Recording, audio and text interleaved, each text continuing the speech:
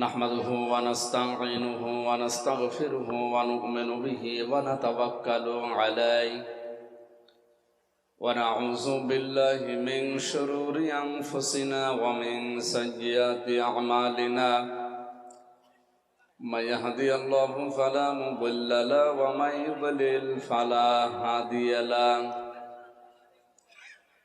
ونشهد أن لا إله إلا الله وحده لا شريك له وأشهد أن محمدا عبده ورسوله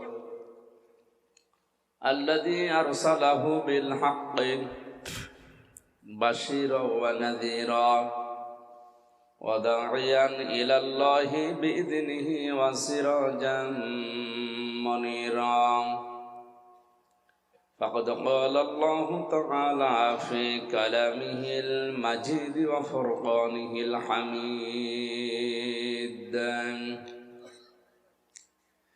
জবান খুলে পড়েন আউযু বিল্লাহি মিনাশ শাইতানির রাজীম বিসমিল্লাহির রহমানির রহিম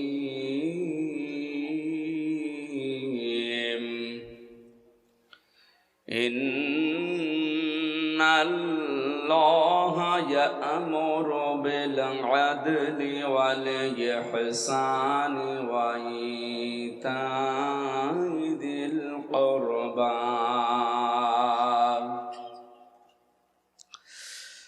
ওয়া ইয়ানহা আনিল ফাহশা'i ওয়াল মুনকারি ওয়াল বাগই يعظكم لعلكم تذكرون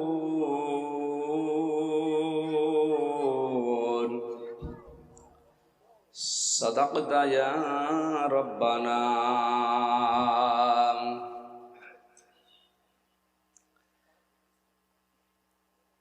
عن أبي هريرة رضي الله تعالى عنه قال قال النبي صلى الله عليه وسلم يقول سبعة يظلهم الله في ظله يوم لا ظل إلا ظله الإمام العادل الشاب نشأ في عبادة الله ورجل قلبه معلق في المساجد ورجلان تحبا في الله اجتمعا على ذلك وتفرقا عليه ورجل دعته امرأة ذات منصب وجمال فقال إني أخاف الله إلى آخر الحديث رواه ابن ماجه আমাদের প্রভু এক নবীর উম্মত জীবন বিধানে ঐশী বাণী কোরআন তবে কেন এক নাম হে মুসলমান এক হাও করি আহ্বান। আলহামদুলিল্লাহ। কোরআনে কারীম থেকে একটা মাত্র আয়াত আমরা পড়েছি, সূরা নাহলের 90 নম্বর আয়াত। 128টা আয়াত আছে, 16টা রুকু আছে। আমরা 13 নম্বর রুকুর মাত্র একটা আয়াত, 6টা পয়েন্ট আছে আয়াতের ভেতরে। পৃথিবীতে জুমার নামাজ আমরা মুসলমানেরা যেখানে পড়ি, জুমার দিন দ্বিতীয় খুতবার শেষের দিকে এই আয়াতটা ইমাম সাহেব আমাদের শোনায়। প্রত্যেক জুমায় 175 কোটি মুসলিম সারা দুনিয়ায় ছড়িয়ে আছে। জমার নামাজে দ্বিতীয় খুতবার শেষের দিকে এই আয়াতটা ইমাম সাহেব আমাদের শোনায় আরবিতে। আমাদের মাতৃভাষা হয়তো আরবি না, এই জন্য বুঝি না। আমরা আজকে মাতৃভাষায় এর ব্যাখ্যা বিশ্লেষণ করে দেখব যে ইমাম সাহেব আসলে আমাদের কি বলতে চায়। কোরআন থেকে আলোচনা করার, তাফসীর করার যে সমস্ত নিয়ম নীতিগুলো আমরা জানি, في ظلال القرآن سيد কুতুব রহমতুল্লাহ আলাইহি 6টা শর্ত দিয়েছেন। কেউ যদি কোরআনের কোনো আয়াত থেকে তাফসির করে মানুষকে শোনায়, প্রথমে তার শুদ্ধ তেলাওয়াত করবে, মাতৃভাষায় অর্থ করবে, ঐতিহাসিক প্রেক্ষাপট তাদের সামনে বলবে। 4 নম্বরে ব্যাখ্যা বিশ্লেষণ যতটুকু আছে তার সমর্থে সে করবে। 5 নম্বরে ওখান থেকে মূল শিক্ষা নিয়ে যৌথভাবে সবাইকে উদ্যোগ নিয়ে এটা মানার চেষ্টা চালানো লাগবে। এ মাহফিলটার আয়োজন হয়তো ওই কারণেই এনারা করেছেন, নাকি? আমরা কোরআন যারা শুনতে এসেছি আর যারা বলতে আসলাম তাদের কিছু দায়িত্ব আল্লাহ দিয়েছে। আল্লাহ রাব্বুল আলামিন বলেন, ওয়ানজালনা ইলাইকা যিকরা লিতুবাজ্জিনা লিন-নাসি মা নুযিলা ইলাইহিম ওয়া লাআল্লাহুম ইয়াতাফাক্কারুন। সূরা নাহলের 44 নম্বর আয়াতের শেষের দিকে আছে, এই কোরআন, এই জিকির আমি আল্লাহ আপনার কাছে এই জন্যে নাজিল করেছি, স্পষ্ট ভাষায় মানুষের কাছে দলিল প্রমাণ দিয়ে আপনি উপস্থাপন করবেন। যারা শুনতে আসবে তাদেরও দায়িত্ব দিলাম, ওয়ালা আল্লাহুম ইয়াতাফাক্কারুন। ওই মানুষগুলো বাড়িতে যেয়ে যেন চিন্তা ভাবনা করে যে আসলে কি শুনলাম আর কি করা দরকার। তাহলে আমার দায়িত্ব সূরা নাহলের 90 নম্বর আয়াতের সঠিক ব্যাখ্যা বিশ্লেষণ সুন্দরভাবে উপস্থাপন করা, আর আপনাদের দায়িত্ব হচ্ছে এই কথাগুলো নিয়ে চিন্তা ভাবনা করে প্র্যাকটিক্যাল লাইফে কাজে লাগানো। এই কথা বলে না কেন? এটা যেহেতু দুনিয়ার কোন সাধারণ বই না, কিতাব না, আল্লাহর পক্ষ থেকে আসা একমাত্র শুধুমাত্র কেবলমাত্র নির্ভেজাল একটা কিতাব। যালিকাল কিতাবু লা রাইবা ফিহি, এই শব্দটা পৃথিবীর কোন বইয়ের আগে লেখা সম্ভব না, শুধু কোরআন বাদ দিয়ে। এই জন্য এই কোরআন উপস্থাপন করার কিছু ধরন আল্লাহ শিখিয়েছেন। যেভাবে সেভাবে যেখান থেকে যা তা বললেই কোরআনে কারিমের হক আদায় হবে না। কিভাবে আপনি কোরআন উপস্থাপন করবেন মানুষের সামনে? 1500 বছর আগে মহান আল্লাহ সে ধরন আমাদেরকে, সেই পদ্ধতি শিখিয়েছেন। আলিফ লাম মিম সাদ কিতাবুন উনজিলা ইলাইকা ফালা ইয়াকুন ফি সাদরিকা হারাজুম মিনহু লিতুনযিরা বিহি ওয়া যিকরা লিল মুমিনিন। আল্লাহ পাক বলেন, এই একটা কিতাব, কিতাবুন আনজালনাহু ইলাইকা, আপনার প্রতি আমি আল্লাহ নাজিল করেছি, লিতুখরিজান নাসা মিনাজ যুলুমাতি ইলান নূর, মানুষদেরকে অন্ধকারের পথগুলো থেকে বের করে আলোর পথের দিকে নিয়ে আসবেন। আল্লাহর এই কোরআন বাদ দিয়ে দুনিয়ার যত নিয়ম নীতি আছে আল্লাহর ভাষায় সব অন্ধকার, একমাত্র আলোর নাম হচ্ছে কোরআনে কারীম। জোরে বলেন সুবহানাল্লাহ। এটা উপস্থাপন করার ধরনের প্রথম নম্বরে, কিতাবুন উনজিলা ইলাইকা ফালা ইয়াকুন ফি সাদরিকা হারাজুন। হে নবী, এই কোরআন দিয়ে যখন মানুষদেরকে আপনি সতর্ক করবেন, উপদেশ দেবেন, নসিহত লাগাবেন, আপনার মনের ভেতরে যেন কোনো সংকীর্ণতা, সংশয়, সন্দেহ এগুলো কাজ না করে। হারাজুন শব্দের ব্যাখ্যা, লিতুনজিরা, হারাজুম মিনহু লিতুনজিরা বিহি, এই শব্দটুকুর ব্যাখ্যায় আমি 2টা বিষয় পেয়েছি তাফসিরে। 1 নম্বরে মুফাসসির দিয়েছেন, কোরআন দিয়ে যখন আপনি সতর্ক করবেন, হয়তো পৃথিবীর অনেক মানুষ এটা মেনে নিতে পারবে না, কারণ আবহমান কাল থেকে তারা একটা নিয়ম নীতির উপর চলছিল। কোরআনে কারীম দিয়ে যখন সঠিকটা তুলে ধরবেন, ওইটার উপরে আঘাত লাগবে।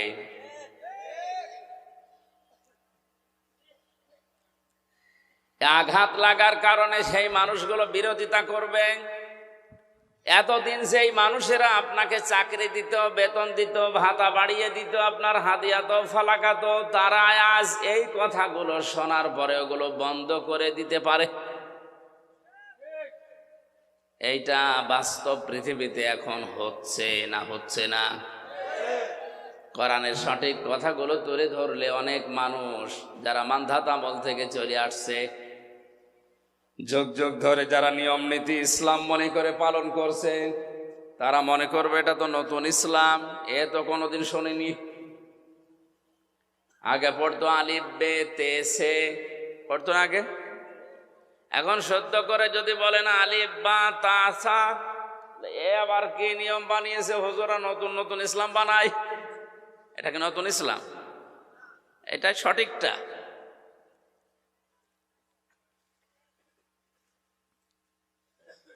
দ্বিতীয় নম্বরে আপনি যে ব্যাখ্যা বিশ্লেষণ তাফসীর উপস্থাপন করবেন মানুষের সামনে, হয়তো অনেকেই না বোঝার কারণে বিরোধিতা করতে পারে। এই ধরনের মানুষ কম। না না, এটা বোঝে না, এই জন্য বিরোধিতা করে। বুঝলে অন্তত মুসলিম যারা, তারা বিরোধিতা করার কথা না। নাস্তিকদের কথা বাদ দিলাম। এতটুকু আল্লাহ শেষ করে দেননি। পরবর্তী আয়াতে আল্লাহ পাক বলেন, ইত্তাবিউ মা উনজিলা ইলাইকুম মির রাব্বিকুম ওয়া লা তাত্তাবিউ মিন দুনিহি আউলিয়া ক্বালিলাম মা তাযাক্কারুন। তোমরা সবাই মিলে অনুসরণ করো, ইত্তেবা করো, দেখে দেখে চলো। তাবউন শব্দের শাব্দিক অর্থ হচ্ছে অনুসরণ করা, অনুকরণ করা, দেখে দেখে চলা। তোমাদের প্রতি তোমাদের রবের পক্ষ থেকে যেটা নাজিল হয়েছে সেইটা দেখে দেখে তোমরা চলো। ঈদগাহবাসী আমরা সবাই জানি আমাদের রবের পক্ষ থেকে যেটা আমাদের ওপরে এসেছে তার নাম এক বাক্যে বলেন কি? বলেন বলেন। এতটুকু আল্লাহ শেষ করেননি। ওয়ালা তাত্তাবিউ, অনুসরণ করা যাবে না, ইত্তেবা করা যাবে না, মেনে চলা যাবে না, দেখে দেখে চলা যাবে না। মিন দুনিহি আউলিয়া, দুনিয়ার কোন ওলি, আল্লাহ অলির বহু বচন আউলিয়া, কোন অলির অনুসরণ দরকার নেই। এরকম বাংলা ব্যাখ্যা শোনার পরে মনে হচ্ছে আল্লাহ মনে হয় অলিদের বিরুদ্ধে। কি আল্লাহ অলিদের বিরুদ্ধে? অথচ কোরআনে সূরা ইউনূসের ভেতরে আছে ৬২ নম্বর আয়াতে, আলা ইন্না আউলিয়া আল্লাহি লা খাউফুন আলাইহিম ওয়ালা হুম ইয়াহজানুন। সাবধান, জেনে রাখো আমি আল্লাহর ওলি যারা, বন্ধু যারা, তাদের কোনো ভয়ও নেই, চিন্তাও নেই। জোরে বলেন আল্লাহু আকবার। এই আয়াতের সাথে আয়াতের মিলছে না।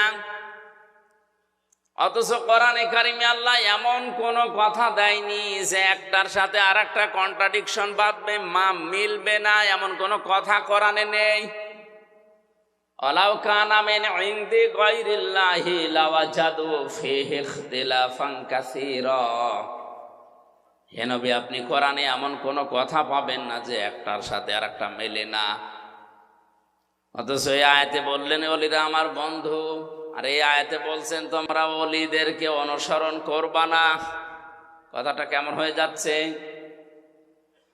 ব্যাখ্যায় তাফসিরে মুফাসসিরিন কিরাম লিখেছেন আল্লাহ পাক ওলিদের অনুসরণ করতে এখানে সব ওলির কথা, আউলিয়া যেহেতু বহু বচন, কোন ওলির অনুসরণ দরকার নেই। এই জন্যে বলেছেন আল্লাহ যেহেতু ভবিষ্যৎ জানে না, জানে না? বলেন বলেন বলেন। আল্লাহ পাক খুব ভালোভাবে জানেন ভবিষ্যতে এমন বান্দা দুনিয়াতে আসবে, ওরা আমি আল্লাহর চাইতে ওদের আব্বাকে বড় মনে করবে। আজ যেটা বাংলাদেশে সব চাইতে বেশি,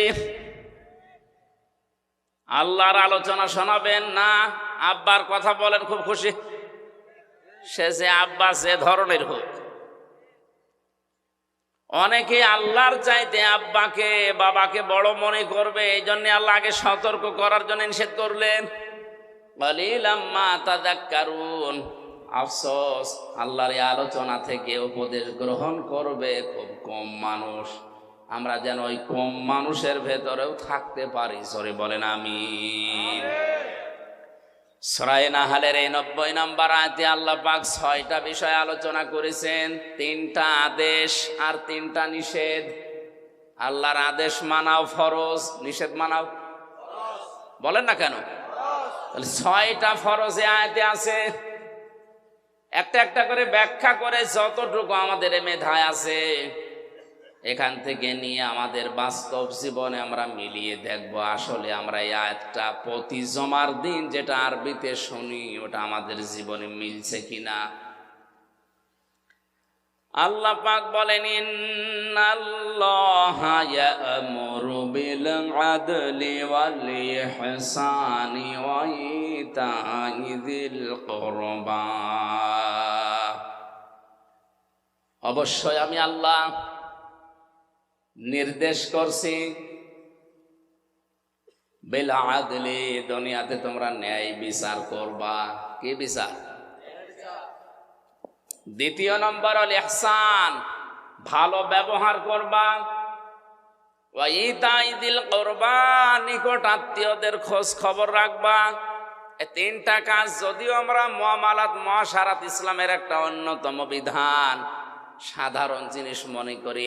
আর কি মানুষের সাথে হাসি মুখে কথা বলা এটাও যে ইবাদত অনেকে জানেই না। আকুলু লিন-নাসি হুসনা, মানুষের সাথে কথা বললে ভালো ভালো কথা বলো। যদি কেউ হাসি দিয়ে কথা বলা শুরু করে সালাম দিয়ে, তাহলে তার সাদকা দেওয়ার সওয়াব হয়। অথচ মুখ গোমরা করে থাকে, কথায় বলতে চায় না, আর কথা বললেই গালি দেয়। না গালি এলাকায় নেই? এতদিন পর্যন্ত অনেকেই জানতাম মুনাফিকদের আচরণ বা আলামত 3টা। আয়াতুল মুনাফিকি সালাসা, মুনাফিকের আচরণ চিহ্ন 3টা জানতাম। আমি হাদিসে 4টা পর্যন্ত পেয়েছি। কথা বললেই মিথ্যা কথা বলে, ওয়াদা করলে খেলাফ করে, আমানত রাখলে খেয়ানত করে। 4 নম্বরে মুনাফিকের যার মাঝে রোগ আছে, তাদের ভেতরে যারা ঝগড়া হলেই গালি দেয়। সুতরাং যারা ঝগড়া হলে আগে গালি দেন, মন মেজাজ খারাপ হয়ে গেলে আগে গালি দিয়ে শুরু করেন, বুঝতে হবে মুনাফিকের জাত তার ভেতরে আছে। আল্লাহ আমাদেরকে যেন বাঁচিয়ে দেন। জোরে বলেন আমিন। 3টা আদেশ করার পরে আল্লাহ পাক বলেন 3টা নিষেধ আমি তোমাদেরকে করলাম। ওয়ায়ানহা আনিল ফাহশাই ওয়াল মুনকারি ওয়াল বাগ। 1 নম্বরে তোমাদের নিষেধ করা হচ্ছে তোমরা ফাহিশা কাজ করবে না, মুনকার মন্দ কাজে জড়াবে না, আল বাগি সীমা লঙ্ঘন করবে না। আল্লাহ পাক বলেন এই 3টা আদেশ 3টা নিষেধ করার পরে ইয়াইযুকুম লাআল্লাকুম তাযাক্কারুন, এই ওয়াজগুলো আমি আল্লাহ নিজে তোমাদের করলাম। এই ওয়াজ কার? বলেন বলেন। ওয়াজ আমির হামজা করে না, ওয়াজ সরাসরি করছে আল্লাহ নিজে। আমি অ্যাডভার্টাইজ করছি শুধু। সুতরাং বাংলাদেশে যারা ওয়াজ বিরোধী, যারা তাফসির বিরোধী, ওরা সরাসরি আল্লাহ বিরোধী।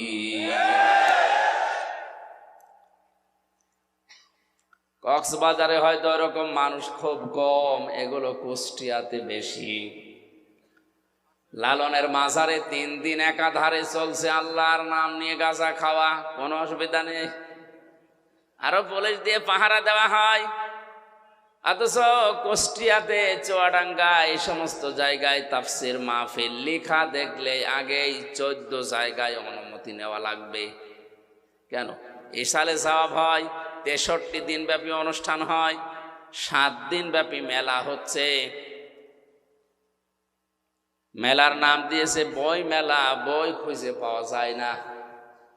মেলার নাম দিয়েছে শিশু মেলা, শিশু নেই, শুধু শিশুর খালারা আর মামারা। এই সমস্ত জায়গার কোনো অনুমতি নেই। ইসালে সওয়াব হচ্ছে সারা রাত। আঞ্জুমানে কি নাম দিয়ে উল্টা পাল্টা গোসল শরীফ, নওর শরীফ, কি শরীফ হচ্ছে, কোন শরীফে কোনো সমস্যা নেই, যত সমস্যা কোরআন শরীফ। এক কথা বলেন। তাহলে ওয়াজ করেন কে বলেন তো? আল্লাহ নিজে ওয়াজ করেন, ইয়াইযুকুম লাআল্লাকুম তাযাক্কারুন, তিনি তোমাদেরকে ওয়াজ করছেন। আশা করা যায় আল্লাহর বান্দারা আল্লাহর এই 6টা ওয়াজ যদি মেনে নেয় তাদের উপকার হবে। দেখি আল্লাহর ওয়াজগুলো আমরা অ্যাডভার্টাইজ করি, কেমন উপকার পাই দুনিয়াতে। আল্লাহ আমাদেরকে আদেশ দিয়েছেন, নির্দেশ দিচ্ছেন, আমরা যেন দুনিয়ায় ন্যায় বিচার করি। কি বিচার? ন্যায় বিচার কাকে বলে? আইন দাল্লাম আদল মামান আল আদাল লগাতানা সারহান। আদল কত প্রকার, কি কি? তাফসিরে আমি পেয়েছি আদল প্রধানত 3 প্রকার। কয় প্রকার? 1 প্রকার আদল হচ্ছে আল্লাহর সাথে ন্যায় বিচার, 2 নম্বর রাসূলের সাথে ন্যায় বিচার, 3 নম্বর আল্লাহর সৃষ্টি জগতের সাথে ন্যায় বিচার। আল্লাহর সাথে ন্যায় বিচার কি? কোরআনে আল্লাহ শরীয়তের বিধান দিয়েছেন 500। কত? জেলখানায় থাকাকালীন সৌদি আরবের একজন লেখক, এটা সরান্ত,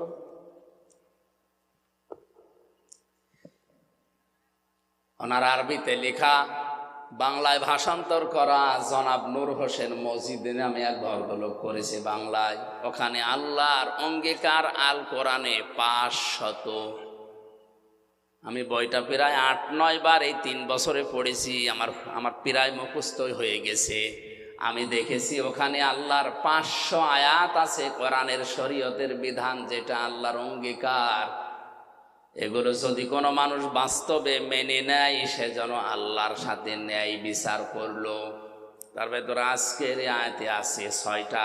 কয়টা আমার ভাইরা? তাহলে আল্লাহর সাথে আদল, আজকের এই 6টা বিধানও যদি আমরা অন্তত বাস্তবে মিলাতে পারি, তাও কিছুটা হলো আল্লাহর সাথে ন্যায় বিচার হবে। দেখি সামনে যাই। 2 নম্বর ন্যায় বিচার রাসূলের সাথে। বিশ্ব নবী মুহাম্মদুর রাসূলুল্লাহর 40 থেকে 63 এই 23টা বছরে তিনি যা করেছিলেন, ওইটা আপনার প্র্যাকটিক্যাল লাইফে মেনে নেওয়ার নাম ন্যায় বিচার। হ্যাঁ, এখন অনেকে বলতে পারে আমি কিন্তু প্রথম 1 থেকে 40 পর্যন্ত মানি। কোরআন হাদিসে 1 থেকে 40 পর্যন্ত আপনি যদি নবীজিকে না মানেন, আপনি জাহান্নামে যাবেন, এমন কথা আমি পাইনি। কিন্তু 40 থেকে 63 এই 23 বছরের একদিনও যদি আপনি না মানেন, আপনার খবর আছে। কথাগুলো বোঝার চেষ্টা করেন। আজ বাংলাদেশ সহ বিশ্বে 2 রকম ইসলাম পালন করার পেছনে কারণ এই 2টা। নবুয়তের আগে 23 বছর, নবুয়তের পরে 23 বছর। লাকাদ কানা লাকুম ফি রাসূলিল্লাহি উসওয়াতুন হাসানা লিমান কানা ইয়ারজুল্লাহা ওয়াল ইয়াউমাল আখির ওয়া যাকারাল্লাহা কাসীরা। জোরে বলেন আল্লাহু আকবার। আলেম যারা আছেন তাদেরকে একটু খেয়াল করার জন্য বলছি। আল্লাহ গ্যারান্টি দিয়ে আয়াত শুরু করেছেন, লাকাদ কানা লাকুম ফি রাসূলিল্লাহি, অবশ্যই তোমাদের জীবনের জন্য সর্বোত্তম আদর্শ লুকিয়ে রেখেছি আমি রাসূলুল্লাহর জীবনে। কার জীবনে? আল্লাহ পাক কি আমাদের নবীজির নাম জানেন না? বলেন বলেন। তিনি তো আব্দুল্লাহ ইবনে মুহাম্মদ ছিলেন 1 থেকে 40 বছর পর্যন্ত, এইটা তার নাম ছিল। এর আগে হয়তো মানুষ তাকে সাদিক বলে ডাকতো, আল আমিন বলে ডাকতো, কিন্তু রাসূলুল্লাহকে বলতো না। তিনি রাসূলুল্লাহ হয়েছিলেন, নবুয়ত পেয়েছিলেন, নবী হয়েছিলেন কত বছর বয়সে? বলেন বলেন। তাহলে 1 থেকে 40 বছর পর্যন্ত তিনি ছিলেন মুহাম্মদ ইবনে আব্দুল্লাহ। আমি যেমন আমির হামজা ইবনে রিয়াজ, তিনিও ওইভাবেই পরিচিত ছিলেন। পুরা আরব জাহানে তাকে নাম ধরে ডাকতো মুহাম্মদ বিন আব্দুল্লাহ। এখনো পর্যন্ত মিডিল ইস্টে যে দেখেন তারা বাবার নামকে জুড়ে দিয়ে ডাকে।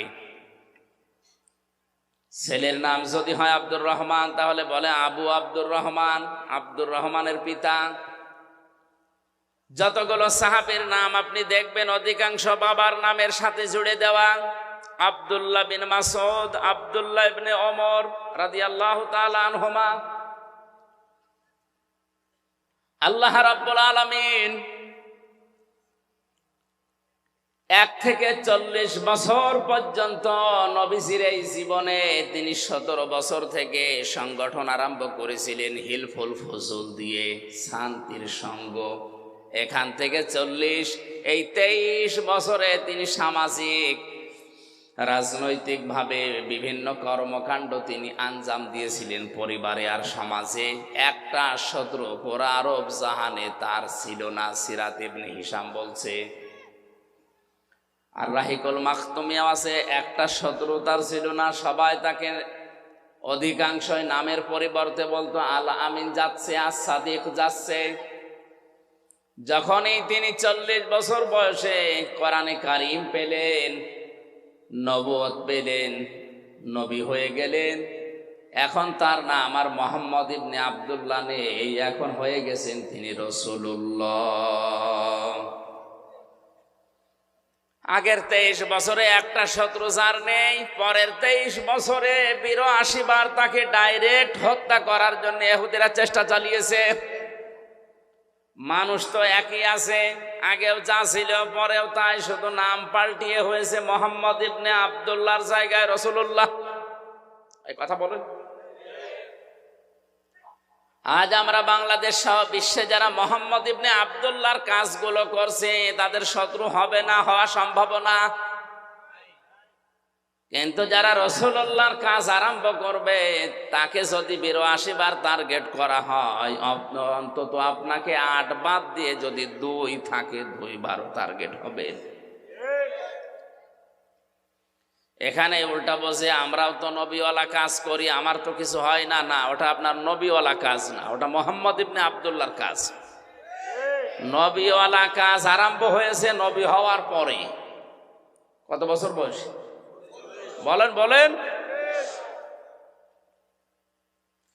রাসূলুল্লাহর সাথে তাহলে ন্যায় বিচার যদি করতে হয়, এই 40 থেকে 63, এই 23 বছর অক্ষরে অক্ষরে আপনাকে মানা লাগবে, তাহলে ন্যায় বিচার হবে। 3 নম্বরে ন্যায় বিচার সৃষ্টি জগতের সাথে, তার মানে সর্বোত্তম সৃষ্টি যারা মানুষ। লাকাদ খালাকনাল ইনসানা ফি আহসানি তাকওয়িম। পৃথিবীতে যত সৃষ্টি আমি বানিয়েছি সবচাইতে উত্তম এবং সুন্দরভাবে বানিয়েছি আমি মানুষকে। মানুষ আল্লাহর সবচাইতে সর্বোত্তম সৃষ্টি, সবচাইতে দামি সৃষ্টি। ওয়ালাকাদ কাররামনা বানি আদম, বনি আদমকে আমি সম্মান দিয়েছি। পৃথিবীতে ন্যায় বিচার করা লাগবে আল্লাহর এই মানুষের উপরে, অথচ এই ন্যায় বিচারটা এখন দিন দিন উঠে যাচ্ছে। জোর যার মুল্লুক তার, জোর যার মুল্লুক তার, ক্ষমতা যার রায় তার, ক্ষমতা যার রায় তার। এই কারণে আমি 3 বছর ভেতরে, এটা যদি না হতো তাহলে এতদিন আমারে বেকার এই ছোট্ট ঠুনকো মামলা নিয়ে 3 বছর থাকা লাগতো না। ক্ষমতা যার, বলেন বলেন, রায় তার, ক্ষমতা যার রায় তার। এটা ছিল মিশরের বাদশাহ আজিজ মেসরের জামানায়। হযরতে ইউসুফ নবীকে বাজার থেকে কিনে তার স্ত্রীর কাছে একজন দিয়ে গেল, স্ত্রীকে উপহার দিল। আস্তে আস্তে তিনি যৌবন পেলেন। হযরতে ইউসুফ নবী আলাইহিস সালাম যখন বড় হতে লাগলেন, জুলাইখা নামে আমি ঘটনা বলার উদ্দেশ্য না, আমার এখান থেকে শিক্ষা বের করা একটা উদ্দেশ্য। খুব খেয়াল করেন।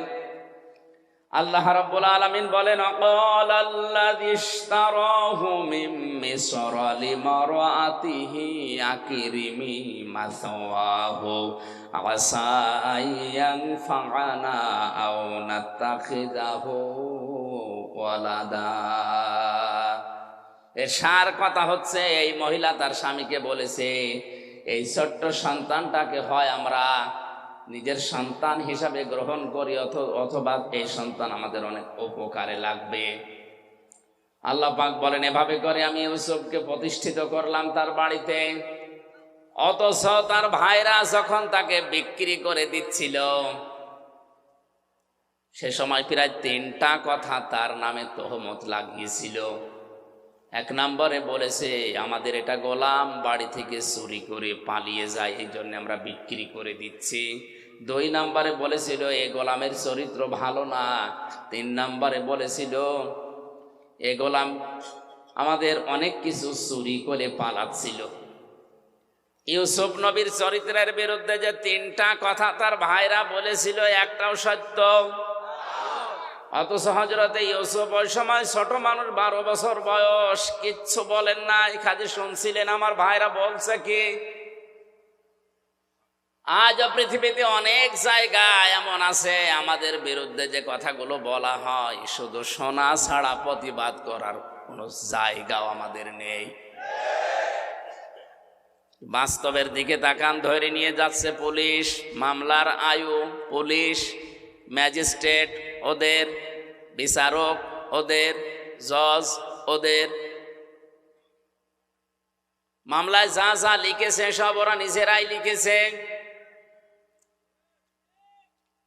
আপনাকে বলবে এখানে সই করে দেন, আপনি যদি সই নাও করেন, এমন কায়দায় সই করে নেবে মনে হচ্ছে যে আপনারই সই। সব কিছুই ওদের। আপনি নীরব দর্শকের ভূমিকা পালন করে শুধু দাঁড়িয়ে থাকবেন আর দেখবেন ইউসুফ নবীর মতো, আল্লাহ আমি এখন করব কি, কিচ্ছু করার নেই আমার। যদি আমি একটু উসবিস করি, তাহলে এই যে ক্রেতা চলে যাওয়ার পরে আমার ভাইরা 12-11 জন আমারে ছাড়বে না, মেরে ফেলবে। আর যদি আমি কিছু না বলি, কিচ্ছু না বলে যদি চুপ করে থাকি, অন্তত এখান থেকে ক্রেতা আমাকে নিয়ে যে দেশেই যাবে, জীবন বাঁচানো অন্তত যাবে।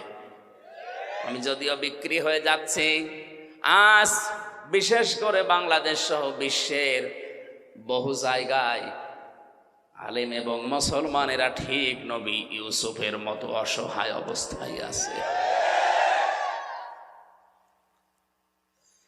আল্লাহ রাব্বুল আলামিন বলেন, অনুরিদু আন্নামুন্না আলাল্লাযীনা ইসতুযইফু ফিল আরদি ওয়া নাজআলাহুম আইম্মাতাও ওয়া নাজআলাহুমুল ওয়ারিসিন। সূরা কাসাসের 5 নম্বর আয়াতে আছে, ফেরাউন চেয়েছিল এই পৃথিবীর ময়দান থেকে একটা মাত্র দলকে ধ্বংস করে বিদায় করে দিতে পারলে আমার সবকিছু টিকে থাকবে। ওই দেশে বিভিন্ন দল বিদলে মানুষদেরকে বিভক্ত করে দিত। আজও আমাদের এক জায়গায় অনেকেই হতে দিতে চাচ্ছে না। ছোটখাটো বিষয় নিয়ে দল বিদলে বিভক্ত করে আমাদেরকে ফেরাউনের মতো আলাদা আলাদা করে শক্তি হারিয়ে ফেলছে। ফেরাউন চেয়েছিল এরা যদি সব এক হয়ে যায় তাহলে আমার রাজত্ব টিকবে না। এই জন্যে ছোটখাটো বিষয় নিয়ে মতভেদ তৈরি করে আলাদা আলাদা দল বানিয়ে, ওই সমস্ত কোন দলের ওপরে ফেরাউনের টার্গেট ছিল না, শুধুমাত্র একটা দলকে টার্গেট করেছিল, সেটা হবে মুসা আলাইহিস সালামের দল। আজও বিশ্বের অনেক জায়গাতে আপনি তাকান, যে বিষয় শরীয়তে মরণের পরে কবরে ওই বিষয়ের প্রশ্ন হবে না, এরকম বিষয় নতুন করে সামনে এনে উনি আলাদা দল বানিয়েছে। উনি আল্লাহু আকবার বলে হাত বাঁধে বুকে, উনি আলাদা। অথচ মরণের পরে আপনাকে আল্লাহ কিন্তু জিজ্ঞাসা করবে না, হাত কোথায় বাদ দিস বলবে। আপনি যদি শুধু আল্লাহু আকবার বলে হাত ছেড়িয়ে দেন তাও অসুবিধা নেই, হাত যদি বুকে বাঁধেন তাও অসুবিধা নেই, যদি নাভিতে বাঁধেন তাও অসুবিধা নেই, যেখানে সেখানে বাঁধলেই নামাজ হবে, ছেড়ে দিলেও সমস্যা না। ইমাম আহমদ ইবনে হাম্বল রহমতুল্লাহ আলাইহে তার মাযহাব যারা মেনে চলে তারা দেখেছি সৌদি আরবে কাবা শরীফে মসজিদে নববীতে আল্লাহু আকবার বলার পরে হাত ছেড়ে দিয়ে দাঁড়িয়ে আছে। আমি প্রথমে জানতাম না, কাবা শরীফে নামাজ পড়তে গিয়ে যদি আল্লাহু আকবার বলে হাত ছেড়ে দাঁড়িয়ে আছে, আমি মনে করছি ওর মনে নেই, খালি গোতা মারছে। ও তো আমার ভাষা বলছে না, নামাজ শেষ পর্যন্ত ছেড়ে দিয়েছে। কালো আফ্রিকায় বাড়ি, আমার দিকে তাকিয়ে বলছে কি, মানে ওর ভাষা দিয়ে যে কি আপনি গোতা দেন কেন? আচ্ছা, এই নিয়ম তো অন্তত আমাদের দেশে আমি পাইনি। যত হাত আপনি বুকে বাঁধেন নাই, নাবিতে বাঁধেন, হচ্ছে ছেড়ে দিয়ে দাঁড়িয়ে আছেন, এটা তো আমি জানতাম না আগে। পরবর্তীতে আমার সাথে যারা ছিল তারা বলছিল যে এরা এই মাযহাব মেনে চলে, অসুবিধা নেই। আমার ভাইরা, আপনি মিলান, এ বিষয়টা নিয়ে কবরে আপনাকে প্রশ্ন করা হবে না, এটা আপনার সিলেবাসেও নেই। সিলেবাসে যে 5টা বিষয় আছে, আমি সামনে আসব, ওর ভেতরে এইটা অন্তত নেই। অথচ আমিন জোরে বলবেন না আস্তে বলবেন, এই নিয়ে একদল আলাদা হয়ে মসজিদ পর্যন্ত আলাদা বানিয়েছে। এটা ইহুদি খ্রিস্টান বাদ দিলাম, অনেক নামধারী মুসলমান মুনাফিকেরা সূক্ষ্ম ষড়যন্ত্র করে এই ছোটখাটো জিনিস দিয়ে আমাদের আলাদা আলাদা করে আমাদের শক্তি হারিয়ে ফেলেছে। ওয়াতিউল্লাহ ওয়া রাসূলাহু ওয়া লা তানাসাউ ফাতাফশালু ওয়া তাযহাবা রিহুকুম ওয়াসবিরু ইন্নাল্লাহা মা'আস সাবিরিন। সূরা আনফালের 10 নম্বর পারা 2 নম্বর পৃষ্ঠার 1ম নম্বর লাইনে আছে, আল্লাহ পাক বলেন, আল্লাহর ইতাআত করো, রাসূলের আনুগত্য করো, সাবধান তোমরা নিজেরা নিজেদেরকে বিচ্ছিন্ন করে ফেলো না, তোমরা পরস্পর মতবিরোধ তৈরি করো না, তাহলে তোমাদের হাওয়া কমে যাবে। অতাযহাবা রিহুকুম ওয়াসবিরু শব্দের দিকে খেয়াল করেন, অতাযহাবা রিহুকুম, তোমাদের বাতাস বেরিয়ে যাবে। বাতাস বেরোনো মানে, আমি আয়াতের তাফসীর পড়ার পরে বুঝতেছিলাম না। একবার যশোরে একটা অনুষ্ঠানে যাবার সময় থানার সামনে দিয়ে যেতে যেতে দেখি থানার ভেতরে অনেকগুলো প্রাইভেট মোটরসাইকেল পুরাতনতা পড়ে আছে। নিচের দিকে তাকিয়ে দেখলাম অধিকাংশ মোটরসাইকেল প্রাইভেটের চাকায় হাওয়া নেই, আর হাওয়া না থাকলে ওগুলো সব মুখ থুবড়ে পড়ে থাকে। কথা বলে না, এই যে হাওয়া না থাকলে ওর চলার ক্ষমতা নেই, নড়ার ক্ষমতা নেই, দেখতেও যেন কেমন লাগে।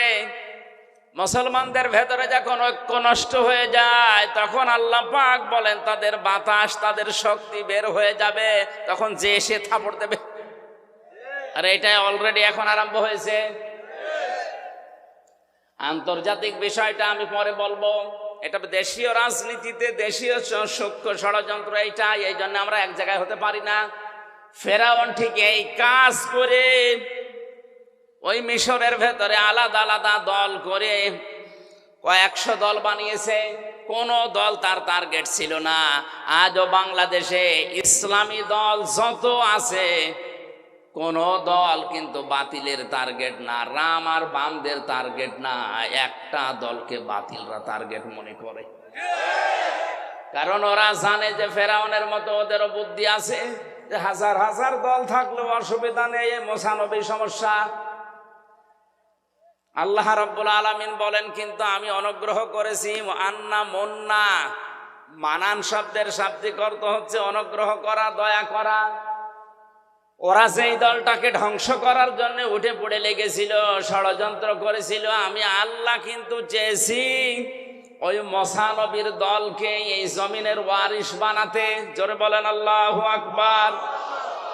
আজও তাম দুনিয়ায় যারা হকপন্থী সঠিক দলকে বুঝে ফেলেছে, ইমাম ইবনে তাইমিয়া বলেন, তোমরা যদি হক দলকে চিনতে না পারো তাহলে বাতিলের দিকে তোমরা তাকাও, তারা কোন দলকে টার্গেট করে। তুমি হয়তো হক চিনতে নাও পারো, কিন্তু বাতিল হক চিনে। হযরতে মুসা আলাইহিস সালামকে আল্লাহ রাব্বুল আলামিন জমিনে প্রতিষ্ঠিত শুধু করেননি, জমিনের ওয়ারিস বানিয়ে দিয়েছিলেন। ইউসুফ নবী আলাইহিস সালামকে জমিনে তিনি প্রতিষ্ঠিত করলেন।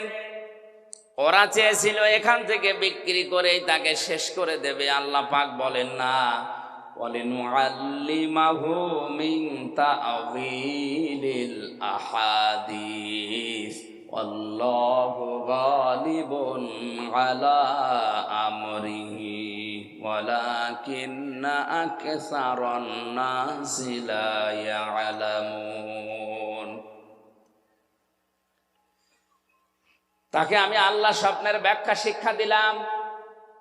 আমি আল্লাহ যেটা ইচ্ছা করেছি আমার আদেশগুলোই গালেব হয়েছে, বিজয় হয়েছে, কিন্তু অধিকাংশ মানুষ এটা বোঝে না বা জানে না। ওয়ালাম্মা বালাগা আশুদ্দাহু আতাইনাহু হুকমা ওয়া ইলমা ওয়া কাযালিকা নাজিসিল মুহসিনিন। আমি আল্লাহ পাক দিন যত যেতে থাকে, হযরত ইউসুফ নবী আলাইহিস সালামের শরীরে শক্তি সমর্থন যৌবন যখন আসে, তাকে আমি জ্ঞান এবং হিকমত তাকে আমি আল্লাহ দান করলাম। সরে বলেন আল্লাহু আকবার। আজ ওই ইসলাম নিয়ে টিকে থাকতে হলে আমাদের দুইটা জিনিস লাগবে, শক্তি এবং হিকমত, জ্ঞান। শক্তি বলতে শুধু শরীরের শক্তি না, আজ এই যে মিডিয়াগুলো কাজ করছে এটা একটা শক্তি, এটা সবচাইতে বড় শক্তি। এখন আজ ইসলামকে ধ্বংস করার জন্য ওরা যত কিছু ব্যবহার করছে তার সবচাইতে বড় মাধ্যম এই প্রচার মাধ্যম। আল্লাহ রাব্বুল আলামিন কোরআনে কারিমে জানিয়েছেন, হে নবী, ইসলাম ধ্বংস করার জন্য ওরা যেটা কাজে লাগাচ্ছে ওইটা উল্টি আপনি ইসলামের পক্ষে কাজে লাগান। আজ মিডিয়া, ইলেকট্রিক মিডিয়া বলেন, প্রিন্টিং মিডিয়া বলেন, যত খবরের কাগজ পত্রিকা সবগুলো রাম আর বামদের মালিকানায়। প্রচার করার মতো আমাদের হাতে তেমন কিছুই নেই। সুতরাং ইসলাম নিয়ে যদি এখন এগিয়ে যেতে হয় আমাদের জ্ঞান অর্জন করা লাগবে, আমাদেরকে বিভিন্ন শক্তি সঞ্চয় করা লাগবে। এভাবে করে আমি আমার মুহসিন বান্দাদেরকে পুরস্কৃত করে থাকি। এবার আমার মূল কথায় আসছি, ওয়ারাওয়াদাতুহুল্লাতী হুয়া ফি বাইতিহা আন নাফসিহি ওয়া গাল্লাকাতিল আবওয়াবা ওয়া ক্বালাত হাইতা লাক। হযরত ইউসুফ যখন যৌবনে পদার্পণ করলেন, ওই বাড়ির মালিক যে জুলাইখা, যার নাম, নবী ইউসুফকে আল্লাহ এত সৌন্দর্য দান করেছিলেন, তাফসিরে পেয়েছি দুইজন পুরুষকে আল্লাহ সবচাইতে বেশি সুন্দর করে দুনিয়ায় পাঠিয়েছেন। তার ভেতর ইউসুফ নবী দ্বিতীয়, এক নাম্বারেই ছিলেন আমাদের নবী মুহাম্মদ রাসূলুল্লাহ। চারজন মহিলাকে আল্লাহ এই দুনিয়াতে সবচাইতে সুন্দরী করে বানিয়েছিলেন। কিয়ামত পর্যন্ত এরকম মানুষকে আল্লাহ আর পাঠাবেন না। তার এক নাম্বারে হযরত হাওয়া আলাইহিস সালাম, এত সুন্দর মানুষ দুনিয়া আর আসবে না। দুই নাম্বারে জুলাইখা, তিন নাম্বারে রানী বিলকিস, চার নাম্বারে বিশ্বনবীর ছোট মেয়ে হযরতে ফাতিমাতুজ জাহরা রাদিয়াল্লাহু তাআলা আনহা। এই যে দুই নাম্বারে যার নাম বললাম জুলাইখা, এও ছিল বিশ্ব সুন্দরী ওই সময়। এই মহিলা একটা একটা করে দরজা সবগুলো বন্ধ করে দিয়ে একেবারে উপরে ইউসুফ নবীকে একান্তে ডাক দিয়ে বলে, আসেন। হযরত ইউসুফ নবী আলাইহিস সালাম যেখানে ছিলেন পরিবেশ তার কন্ট্রোলে ছিল, কারণ 7টা দরজায় বন্ধ। কয়টা? আমি ঘটনা বলবো, এই জন্য আয়াত পড়িনি, আমি একটা শিক্ষা দিতে চাই। ইউসুফ নবী যেখানে ছিলেন সব তার পক্ষে ছিল, এমনকি কাজের যে মহিলাটা, জুলাইখার যে কাজের মেয়ে লোকটা, যে বাদী, যে দাসী, যে কাজ করে দিত, সেই মহিলাও এই কাজের পক্ষে, অসুবিধা নেই। মহিলা ডাক দিচ্ছে, ওয়াকালাত হাইতা লাক, আসেন আমার দিকে। হযরত ইউসুফ আলাইহিস সালাম বললেন, ইন্নী আখাফুল্লাহ, আমি আল্লাহকে ভয় পাই। ক্বালা মাআযাল্লাহি ইন্নাহু রাব্বি আহসানা মাসওয়ায়া ইন্নাহু লা ইফলিহুজ জালিমুন। একটু খেয়াল করেন, হযরত ইউসুফ নবী বললেন, আমি আল্লাহর সাহায্য চাই। জুলাইখা ডাক দিয়ে বলছে, আল্লাহর সাহায্য তো আমিও চাই। এখানে আপনি যেটা করবেন কেউ জানতে পারবে না, কেউ দেখতেও পারবে না। আপনি মনে মনে করছেন আমার দেবতা দেখছে, এই যে দেবতার মাথার উপরে আমি কাপড় দিয়ে দিলাম, আর দেখতে পারবে না। ইউসুফ নবী ওই সময় বলেছিলেন, আল্লাহর বান্দি, এই মাটির মূর্তিগুলো কাপড় দিয়ে হয়তো ঢাকা যায়, কিন্তু আমি এমন একজন সত্তার ইবাদত করি যার মুখ যার চোখ কখনো কাপড় দিয়ে বন্ধ করা যায় না।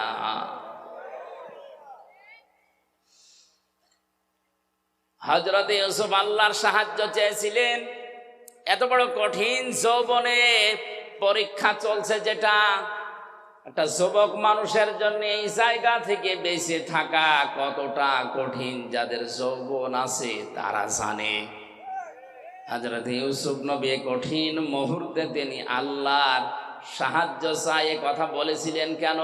অথচ তার পরবর্তীতে আল্লাহ পাক বলেন, লাকাদ হাম্মাত বিহি ওয়া হাম্মা বিহা লাউলা বুরহানা রাব্বি।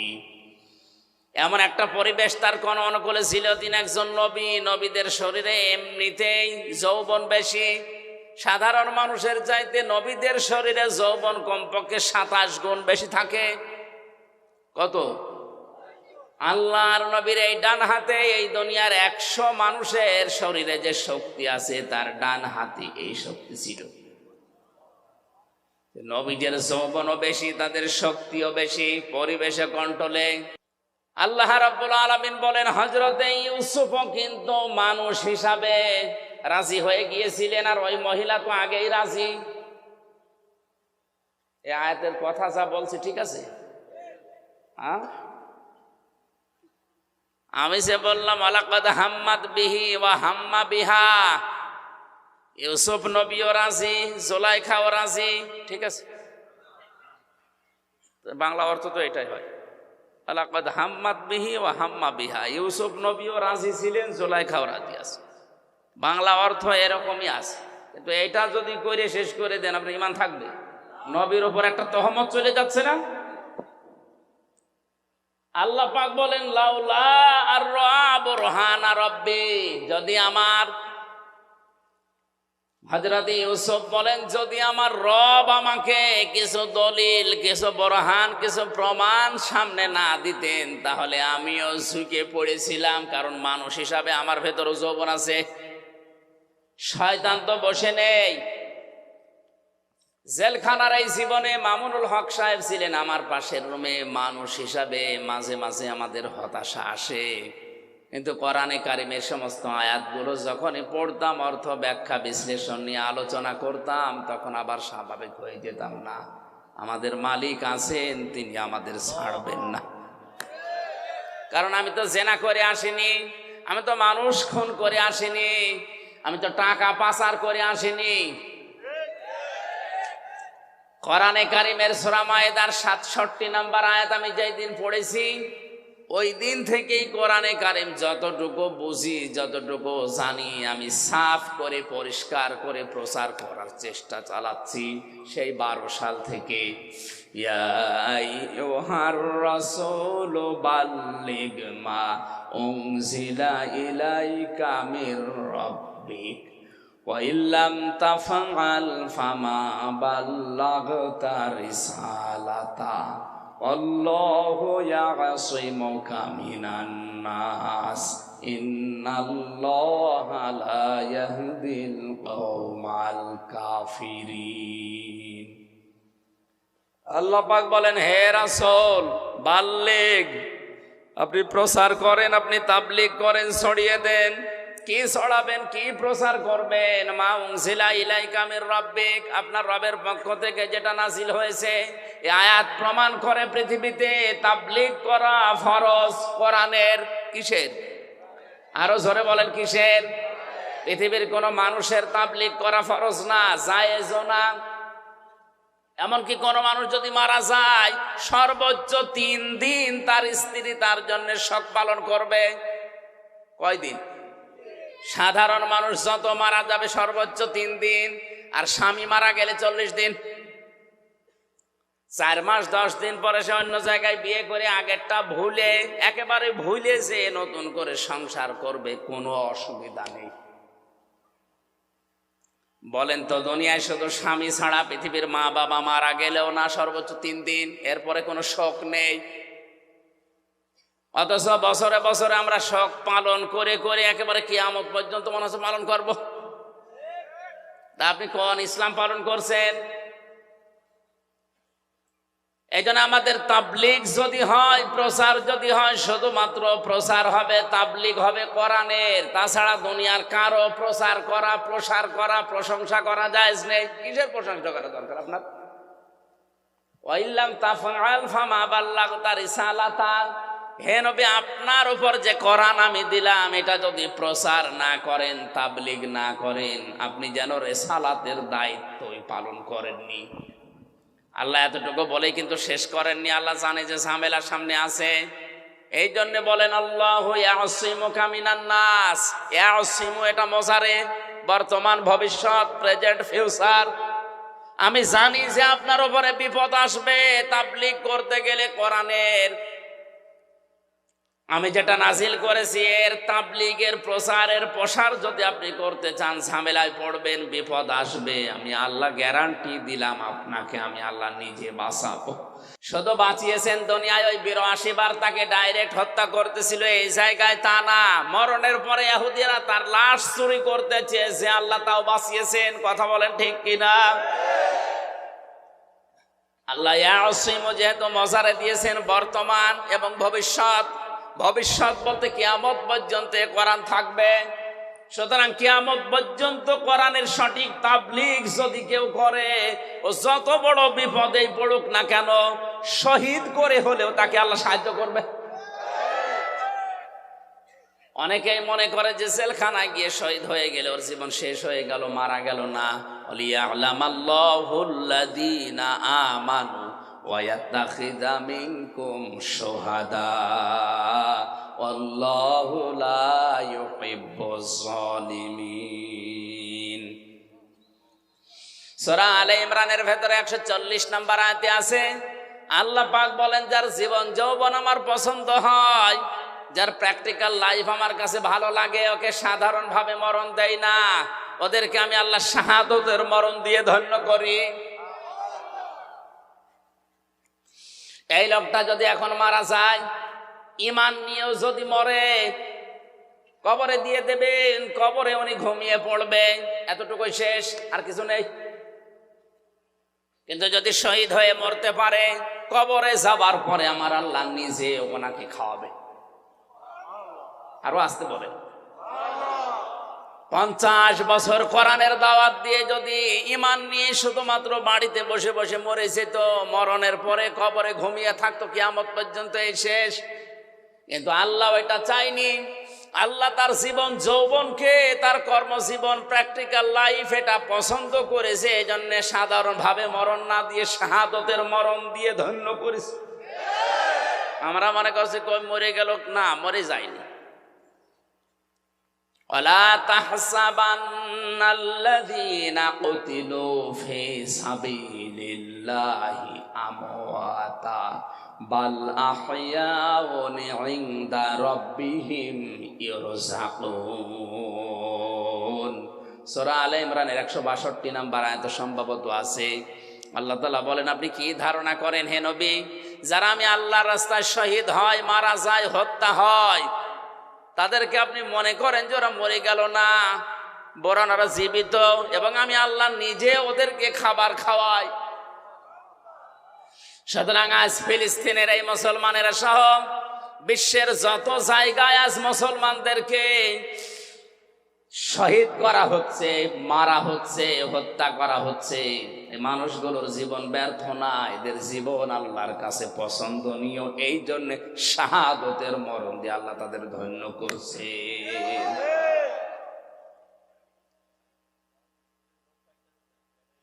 এজন্য বরহান, দলিল যদি আল্লাহ রাব্বুল আলামিন মানুষকে না দেখায়, তার মনের ভেতরে শান্তি প্রশান্তি আসা সম্ভব না।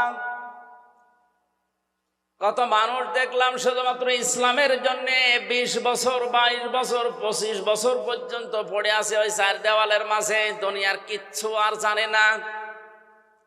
এমনিতে একটা ঘরের ভেতরে আমার মাত্র 3 বছর থাকতেই হাঁপিয়ে উঠেছি। যে লোকটা আজ 25 বছর আছে, এমনি থাকা যায় না। মহান আল্লাহ অবশ্যই তাকে কোনো কিছু দেখাচ্ছে। এই যে লাউলা কোরআন শরীফ কি ভুল নাকি এই জায়গায়?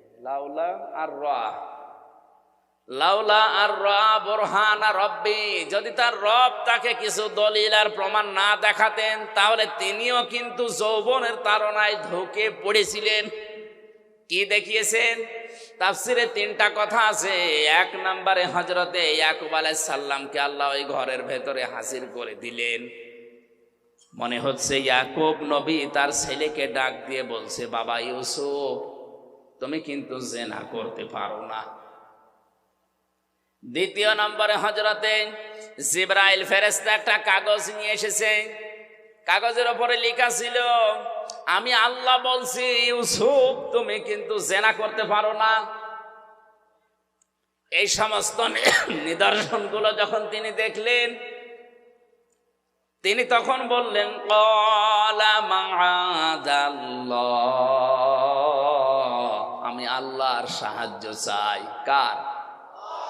বলেন এতটুকুই বলেননি তিনি। ইন্নাহু রাব্বি, নিশ্চয় আমার রব, আহসানা মাসওয়ায়া, আমাকে উত্তম ভাবে লালন পালন করছে। এখানে রব বলতে 2টা অর্থ আমি পেয়েছি। হযরত ইউসুফ একদিকে হয়তো আমার আল্লাহকে বুঝিয়েছিলেন, 2 নম্বর মিশরের বাদশা আজিজে মিশরকে বুঝিয়েছিলেন। ইউসুফ নবী জুলাইখাকে ডাক দিয়ে বলেছে, জুলাইখা, তোমার যে স্বামী, আমার যে অভিভাবক, গার্ডিয়ান, গাইডলাইন যিনি দেন, আমাকে লালন পালন যিনি বাড়িতে রেখে করেন, তিনিও এক অর্থে আমার রব। যেহেতু তার বাড়িতে আমি আসি, আজ অনেক দিন ধরে লালন পালন করছে, খাবার খাওয়াচ্ছে, থাকতে দিয়েছে, আমি তার বাড়িতে থেকে তার আমানতের খেয়ানত করতে পারি না। ইন্নাহু লা ইফলিহুজ জালিমুন, এটা যদি আমি করি তাহলে জালেম হব, আর জালেমরা কোনোদিন সফল হচ্ছে না, হবে না। ইউসুফ নবী ইন্নাহু লা ইফলিহুজ জালিম বলতে পারতেন, যে আমি জালেম, আমি সফল হব না। তিনি জালিমুন বহুবচন দিয়েছেন। ইফলিহু এটা মোজারে, কেন মোজারে দেওয়ার পরে বহুবচন দিয়েছেন? তিনি তো একা ছিলেন ঘরের ভেতরে। মুফাসসিরিন ইকরাম তাফসিরে কাবীরের ভেতরে আল্লামা ফখরউদ্দীন রাজি লিখেছেন, হযরত ইউসুফ নবী আলাইহিস সালাম যে কথাটা বলেছিলেন আল্লাহর এত বেশি পছন্দ হয়েছিল, ওই সময় কিয়ামত পর্যন্ত যারা নফসের উপরে, পরিবারের উপরে, সমাজের উপরে, দেশের উপরে, মানুষের উপরে জুলুম করবে, এই জালেমদেরকে আল্লাহ দৃষ্টান্ত হিসাবে আয়াত কোরআনে নাযিল করে দিয়েছে। জালেমদেরকে আল্লাহ জানাতে চেয়েছেন, জালেমরা তোমরা যা করো না কেন, তোমরা কিন্তু সফল হতে পারছো না, পারবা না। এই জন্য জালেম দুনিয়ায় যারা আছেন তারা থামেন। আজ অনেকেই তার ব্যক্তির উপরে জুলুম করছে, নিজের যৌবনকে যৌবনের তাড়নায় পড়ে ধ্বংস করে ফেলছে।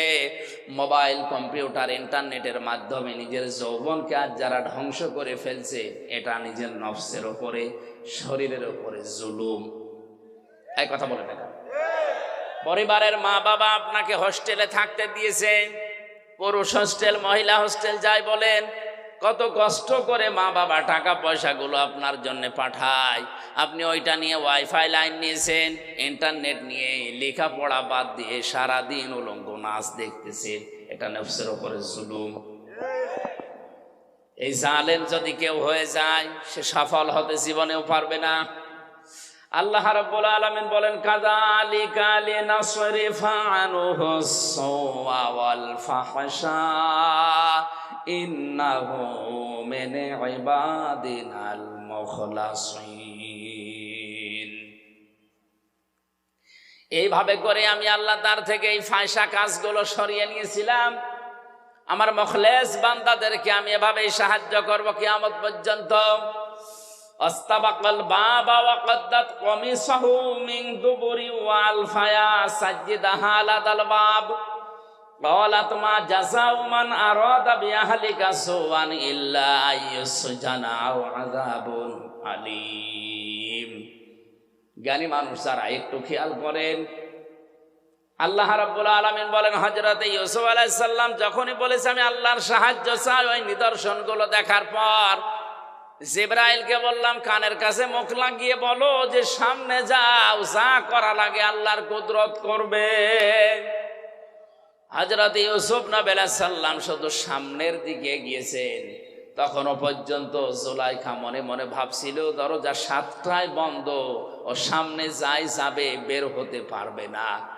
কিন্তু ইউসুফ নবীর মনের ধারণা যে আমি পারবো না। জিবরাইল আমার কানের কাছে মুখ নিয়ে যা বলেছে এটা তো জুলাইখা শোনেনিও, জানেও না। দেখি আমি সামনে যাই, আল্লাহর কুদরত আমি দেখতে অবশ্যই পাবো। সামনে গেলেন, দরজার কাছে যাওয়া পর্যন্ত দরজা খোলে নাই।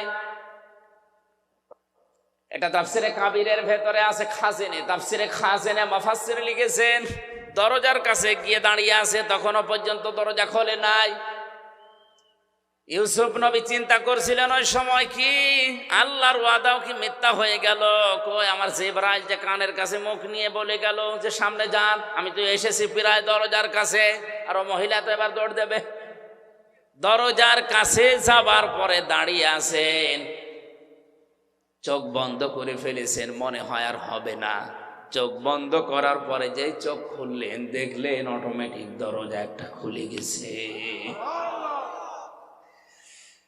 আল্লাহর ভয় নিয়ে কোনো মানুষ যদি অন্যায় কাজ করার সামর্থ্য থাকার পরেও কোনো মানুষ যদি আল্লাহর ভয়ে ফিরে আসে, মহান আল্লাহ ওই সময় তাকে সাহায্য করে। হযরত ওমরের জামানার একটা ঘটনা পড়েছিলাম হাদিসে। তিনি ক্ষমতা পাওয়ার পরে রায় দিয়ে দিলেন, ঘোষণা দিয়ে দিলেন যে মদ আজকে থেকে হারাম, কেউ যেন আমার রাজ্যের ভেতরে মদ আর কেউ বিক্রি না করে, বাইরে থেকে যেন কেউ না নিয়ে আসে। মদিনার এক যুবক আকিক নামক বাজার থেকে চুরি করে 2 বোতল মদ ওই সময় কিনেছে।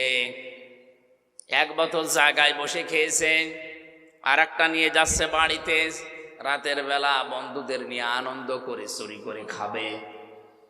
হযরত ওমর রাতের বেলা বের হয়েছে, দেখি প্রসাদের খবর কি। এশার নামাজের পরে তিনি বের হয়ে, চারিদিকে অন্ধকার, পাহাড়ি এলাকা, তাকিয়ে দেখলেন অন্ধকারের ভেতরে কালো কি যেন আসতেছে।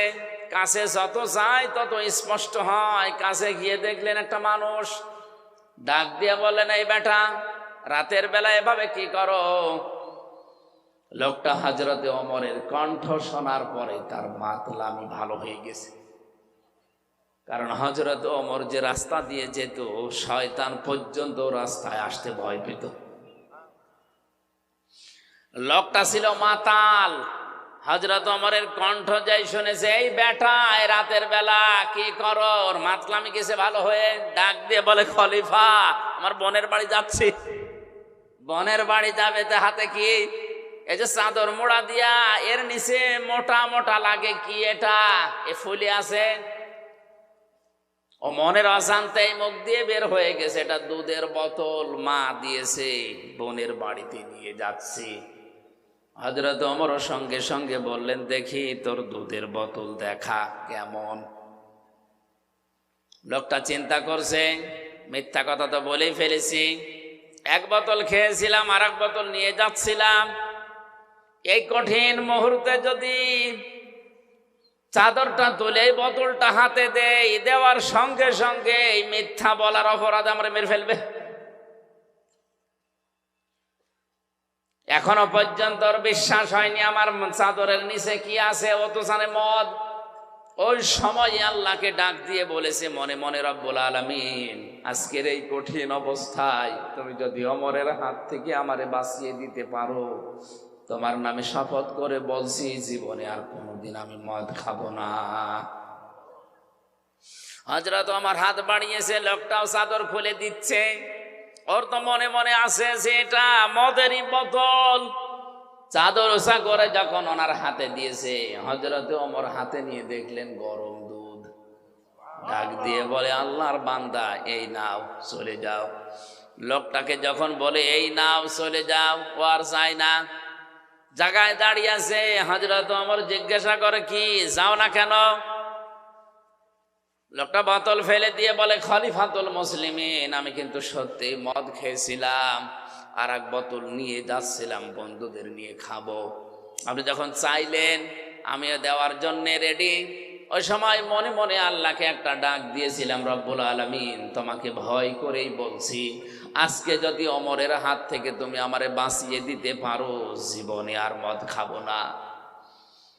যে আল্লাহ আমার সেকেন্ডের ভেতরে মনের কথা শুনে মদের বোতলকে দুধের বোতলে পরিণত করে দিয়ে আপনার হাত থেকে বাঁচিয়ে দিতে পারে, সত্যি আল্লাহর নামে আমি যেটা কসম করেছিলাম ওটা ঠিক রাখবো, জীবনে আর কোনোদিন আমি আর মদ খাবো না। এই জন্য মন থেকে ভয় করে যদি কোনো মানুষ সঠিক সিদ্ধান্ত নিয়ে ফিরে আসতে পারে অন্যায় কাজ থেকে, ওই সময় থেকে আল্লাহ তাকে সাহায্য করবেন। হযরত ইউসুফ নবী ঠিক এই মুহূর্তে দরজার সামনে দাঁড়িয়ে চোখ বন্ধ করে উনি মনে করছিলেন, কই জিবরাইল যেটা বললো মেলে না। চোখ খুলে দেখে মিলে গেছে। সামনের দিকে এগিয়ে যাচ্ছিলেন। জুলাইখা চিন্তা করছে, কই ধরা গেল না। পেছন দিক থেকে জামা টেনে ধরেছিলেন। হযরত ইউসুফ নবীর শরীরে শক্তি ছিল না। বলেন বলেন, কয়জনের নাম বললাম? 27 জন যুবকের শরীরের শক্তি ছিল কমপক্ষে। এক একজন নবীদের শরীরের ভেতরে একটা মহিলা টান দিয়েছে পেছন দিক থেকে। তিনি এমন জোরে হ্যাঁচকা টান দিয়ে সামনের দিকে এগিয়েছে, 7টা দরজায় তো খুলতে আরম্ভ করেছে। মহিলার হাতেও শক্তি কম ছিল না, কারণ সেও তো রাজার স্ত্রী। ভালো ভালো খাওয়ার শরীর, জামা ছিঁড়ে গেছে, তারপরও ধরতে পারে নাই। একেবারে শেষ দরজায় যাবার পরে দেখে বাদশা দাঁড়িয়ে আছে আজিজ মেসের। ডাকতে বলে, ইউসুফ এ কি অবস্থা? ইউসুফ নবী কথা বলতে যাবে তার আগেই জুলাইখা ডাক দিয়ে বলে, বাদশা আপনি বাড়িতে নেই, এই সুযোগে আপনার এই গোলাম আপনার স্ত্রীর বেডরুম পর্যন্ত এসে দেখেন কি অবস্থা করেছে। হযরত ইউসুফ নবী বললেন, না, এ দোষ আমার না, আপনার স্ত্রীর দোষ।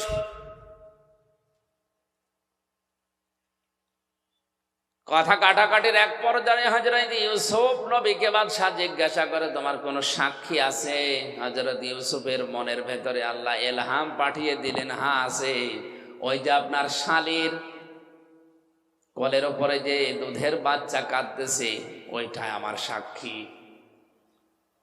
দুধের বাচ্চাটাকে সামনে নিয়ে আসলেন। কোরআনে কারীম বর্ণনা দিচ্ছে,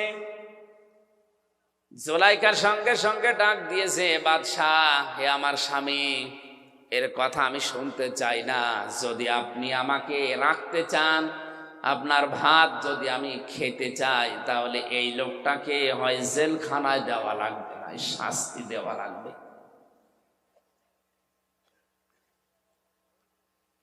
হযরত ইউসুফ আলাইহিস সালাম ছোট্ট এই বাচ্চার দিকে তাকিয়ে ইশারা করলেন, তোমার যা জানা আছে বলো দেখি। বাচ্চা ওর কি জানা আছে? আল্লাহ রাব্বুল আলামিন বলেন, ইউসুফ আলাইহিস সালামের কথা শোনার পরেই কিন্তু বাচ্চা কথা বলেনি। চুপ করে যখন ছিল, বাচ্চা ইউসুফ নবীর দিকে চোখ মোটা করেও তাকিয়েছিল। আল্লাহ রাব্বুল আলামিন নবীজির এই কঠিন মুহূর্তে যৌবনের এত বড় তাড়নায় যিনি পরীক্ষা দিয়ে পাশ করেছেন, তাকে ফেলে দেবেন না, এই কারণে এই বাচ্চার মুখ দিয়ে আল্লাহ কথা বের করে দিলেন। বাচ্চা ডাক দিয়ে বলে, বাদশাহ এই পুরুষের আমার সামনের দিকে যদি ছেঁড়া থাকে তাহলে এই পুরুষের দোষ, যদি এই পুরুষের পেছনের দিকে ছেঁড়া থাকে জামা, তাহলে আপনার স্ত্রীর দোষ। তখনও পর্যন্ত জুলাইখার হাতে ইউসুফ নবীর জামার পেছনের সাইড ছেঁড়া, হাতে নাতে প্রমাণ। কিন্তু ক্ষমতা যেন কার হাতে? কি শোনেন আপনারা? বাদশার হাতে। জোরে বলেন, কার হাতে? হাতে নাতে প্রমাণ। ক্ষমতা যেন কার হাতে? বাদশাহ রায় দিতে চাচ্ছিলেন ইউসুফ নবীর পক্ষে, যেই বলেছে বাদশাহ আমি কিন্তু আপনার ভাত খাবো না, এই কথা শোনার পরে গেছে উল্টিয়ে হযরত ইউসুফ নবী আলাইহিস সালামের বিরুদ্ধে বাদশা রায় দিয়ে দিল। আমি বাড়িতে না থাকার সুযোগে আমার স্ত্রীর বেডরুম পর্যন্ত গিয়ে তাকে নষ্ট করার পায়তারা করেছে, এই জন্য ইউসুফকে আমি 10 বছর জেল দিয়ে দিলাম। কয় বছর? হযরত ইউসুফ আলাইহিস সালামকে 10 বছর জেলের ঘোষণা দেওয়ার সঙ্গে সঙ্গে তার শরীরের যে সাধারণ পোশাক ছিল ওইটা খুলে ফেলা হলো। জেলখানার কয়েদিদের পোশাকটাকে পরানো হচ্ছে, জেলখানার কয়েদিদের যে ডান্ডা বেড়ি তারে দেওয়া হচ্ছে, মাজায় শিকল দিয়ে জেলখানার কয়েদিদের যে টুপি তার মাথায় দিয়ে টানতে টানতে নিয়ে যাচ্ছে। হযরত ইউসুফ নবী আলাইহিস সালাম ওই সময় আকাশের দিকে তাকিয়ে বলেছিলেন, রব্বুল আলামিন তুমি তো জানো আমি জিনা করিনি, তুমি তো জানো আমি ধর্ষক না, আমি মানুষের বাড়ি ঘরে আগুন লাগাইনি। এরপরেও বিনা কারণে ক্ষমতা যার রায় তার, ক্ষমতা যার রায় তার, এ কারণে আমারে 10 বছর জেল দিয়ে দিল। আমার কোনো দুঃখ নেই, এদের এই অবৈধ কাজে সাড়া দেওয়ার চাইতে জেলখানার জীবন আমার কাছে উত্তম। জোরে বলেন আল্লাহু আকবার। আমার ভাইরা, হাজার হাজার বছর আগে হযরত ইউসুফ আলাইহিস সালাম যেটা বলেছিলেন আজও পৃথিবীতে আনাচে কানাচে অনেক মানুষ ঠিক এই কথাই বলছে। ন্যায় বিচার আমাদের হচ্ছে না, অথচ ন্যায় বিচারক বাদশার জন্য নবীজি জানিয়েছেন কিয়ামতে কোনো ছায়া থাকবে না শুধু আল্লাহর আরশের ছায়া ছাড়া। মানুষের মাথার মগজগুলো টকবক করে ফুটতে থাকবে, জমিন তামার হয়ে যাবে। এই কঠিন অবস্থাতে মাত্র 7 প্রকার মানুষকে আল্লাহ তার আরশের ছায়ায় বসিয়ে মাছের কলিজা দিয়ে খাবার খাওয়াবেন। তার প্রথম নাম্বারে আলে ইমামুল আদেল, দুনিয়ায় যারা ন্যায় বিচারক বাদশা। সুবহানাল্লাহ বলতে পারেন না? আজ দুনিয়ায় ন্যায় বিচারক বাদশা কম না বেশি? নেই। এই জন্য বিচারপতি যারা আছেন হাজার হাজার মামলা পড়ে আছে বিনা কারণে। আপনি কত জায়গায় মাসের পরে মাস ঘুরতে যাচ্ছেন, অথচ এই লোকটা জেলের ভেতরে পয়সা মরতেছে। আপনি একটু সুযোগ করলেই কিন্তু লোকটার জামিন হয়ে যায় যদি একটু ন্যায় বিচারের নিয়তে আসেন। বলে যে না, এই চেয়ারটা পেতে আমার 40 লক্ষ টাকা খরচ হয়েছে, 5টা মামলায় আমি এই টাকা তুলবো। জোরে বলেন সুবহানাল্লাহ। এই কারণে তো এত মামলা পড়ে আছে, মামলার জটই কাটে না। অথচ যত বিচারক, যত বিচারপতি, জজ, ম্যাজিস্ট্রেট, যদি বিচার সত্যি সত্যি ন্যায় বিচার আমাদের দেশে চালু হয়, এত বিচার থাকার কথা। হযরত ওমর 2 বছর তিনি প্রধান বিচারপতির দায়িত্বে ছিলেন। খলিফাতুল মুসলিমিন হযরতে আবু বকরের শেষ জামানার দিকে তিনি বললেন, খলিফা আমারে আর প্রধান বিচারপতি বানানোর দরকার নেই, এ দায়িত্ব আমি ছেড়ে দিলাম, এই বিভাগটা বন্ধ করে দেন। বিনা কারণে আপনি আমারে বেতন দিয়েছেন এই 2 বছর, একটা মামলাও কেউ আমার দরবারে করে নাই। এই 2 বছরের ভেতরে আদালতে একটা মামলাও আমার কাছে কেউ করে নাই। কোন কারণে আপনি আমারে প্রধান বিচারপতি বানিয়ে রেখেছেন? হযরতে আবু বকর ডাক দিয়ে বলেন, খলিফা আমার 2টা বছরের ভেতরে তোমার কাছে একটা বিচারও আসে নাই, কেন তুমি কি বলতে পারো? হযরত ওমর বলেছিলেন, খলিফা যেই দেশ চলে কোরআন দিয়ে, যেই দেশের মানুষগুলো একে অন্যের কল্যাণ কামনা করে, এই দেশে বিচার দেওয়ার জন্য কে আসবে? সুতরাং হযরতে ওমরের জামানায় খলিফাতুল মুসলিমিন হযরতে আবু বকরের এই 2 বছরে তিনি যেটা দেখিয়েছেন, আজও বাংলাদেশে বিচার ব্যবস্থাতে মামলার জট যদি করাতে হয়, কোরআনের আইন সংসদে কায়েম করা লাগবে। এটা রাজনীতি না আসল নীতি? এ নীতির পক্ষে আছেন কারা দেখি? লিল্লাহি তাকবীর।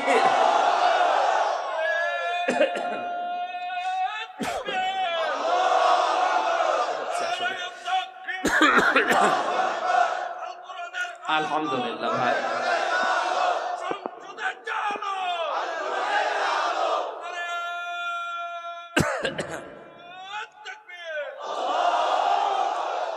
এই জন্য ন্যায় বিচার এটা প্রতিষ্ঠিত যদি হয় সবাই আমরা বাঁচতে পারবো। থাক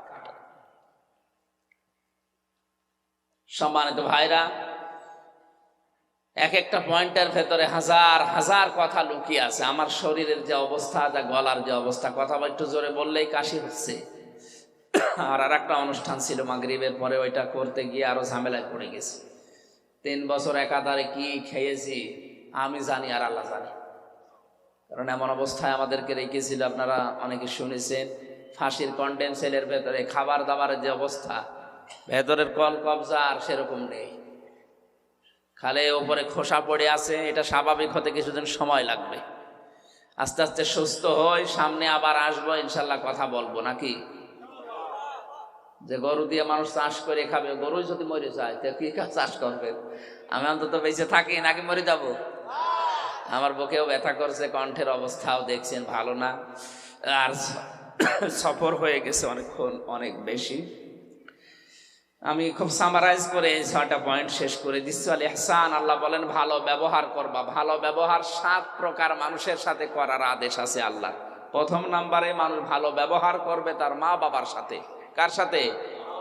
2 নম্বরে তার স্ত্রীর সাথে, 3 নম্বরে তার সন্তানাদির সাথে, 4 নম্বরে তার পরিবারস্থ লোকদের সাথে, এরপরে আছে প্রতিবেশীর সাথে, এরপরে আরেকটু দূরে, এরপরে জনগণের সাথে, এরপরে পৃথিবীর সাথে। 3 নম্বরে আল্লাহ বলেন ইতাইদিল কুরবা, নিকট আত্মীয় স্বজনের খোঁজ খবর রাখবা। দুনিয়া আপনি যাদেরই খবর রাখেন, সবচাইতে বেশি খোঁজ রাখা লাগবে রক্তের সম্পর্ক যাদের সাথে আছে তাদের। অথচ আজ এই কাজটা, এই নির্দেশটা আমরা অনেকেই আমাদের সামাজিক জীবনে মানতে পারছি না। ধর্ম বোন পাতিয়েছে, প্রতি বছরে 5 বার করে যায়। নিজের আপন বোন, রক্তের সম্পর্ক বছরেও 1 বার যায় না, এমন মানুষ দুনিয়ায় নেই। ওয়ানহানিল ফাহশাই ওয়াল মুনকারি ওয়াল বাগয়, আল্লাহ বলেন আমি নিষেধ করলাম কোনো অশ্লীল কাজে জড়াবে না। প্রকাশ্য পাপের চাইতে গোপন পাপ আল্লাহর কাছে ঘৃণিত। সুতরাং মোবাইল দিয়ে, কম্পিউটার দিয়ে, ইন্টারনেটের মাধ্যমে আজ যারা গোপন পাপে লিপ্ত হয়েছেন, আল্লাহর নির্দেশ এখান থেকে সরে আসেন। সাইফুল্লাহ ভাই, আল্লাযীনা ইত্তাখাযু দীনাহুম লাহওয়া ওয়া লাগুওয়া ওয়া লাইবা, আয়াতের ব্যাখ্যা করে সময় পাননি আপনারা। সূরা আরাফের এই 151-52 নাম্বার আয়াতগুলো একটু দেখে নেবে। এরপরে মুনকার, অন্যায় কোনো কাজে আমরা জড়াবো না। দুধে পানি দেওয়া এটা ভালো কাজ না অন্যায় কাজ? এরকম যত রকমের ধোঁকাবাজি আছে ব্যবসা বাণিজ্যে, এগুলো থেকে বিরত থাকা লাগবে। আল বাগয়, আল্লাহর সীমা লঙ্ঘন করা যাবে না। যে যে সীমানা আছে ওখানে গিয়ে থেমে যাওয়া লাগবে। আল্লাহ বলেন এই ওয়াজগুলো আমি আল্লাহ করলাম, যদি মেনে নাও তোমাদের উপকার হবে। আল্লাহ আমাদেরকে এই 6টা ওয়াজ বাস্তব জীবনে মেনে চলার তৌফিক দিন। আমিন। বারাকাল্লাহু লানা ওয়া লাকুম ফিল কুরআনিল আযীম।